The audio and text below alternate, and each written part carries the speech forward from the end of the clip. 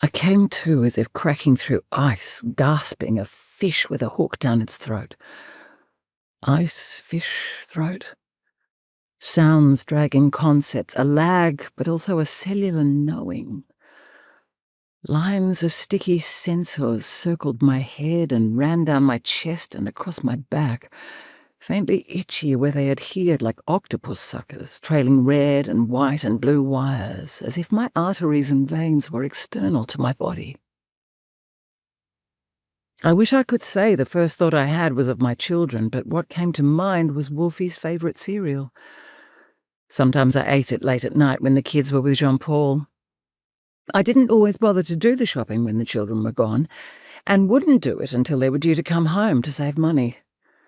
I was probably depressed then, ferociously spooning up the little wheat squares into my mouth by the light of the open fridge, feeling I had set a detonation off under my life and now had to live in its aftershocks as a kind of punishment. A voice, soft and high and urgent. Grace, though I didn't know it then. Esther? The name was mine. I knew that I was an I, a self, myself.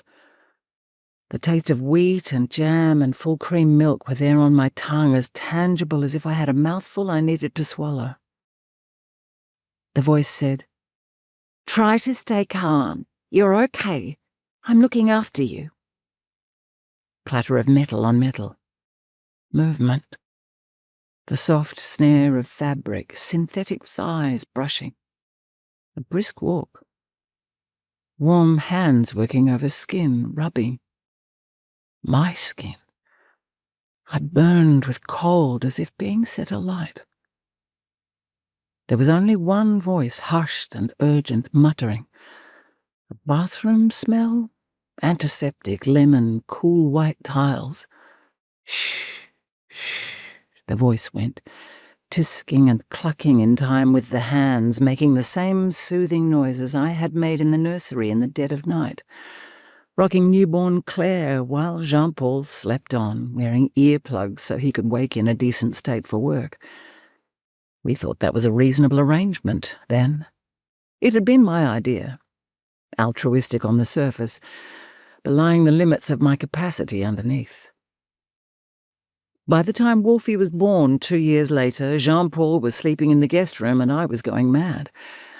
This seems ironic now, given I was in that state to protect Jean-Paul's job, which as a psychiatrist revolved around caring for other crazy people. What if my experience fell within the normal experience of early motherhood, and what was pathological? I didn't know the answer and couldn't ask him, terrified of being deemed unequal to the task of mothering Claire and Wolfie by some invisible judge. Jean-Paul seemed to think everything was in order, and, as I had made him the arbiter of my reality, I accepted his diagnosis hook, line, and sinker.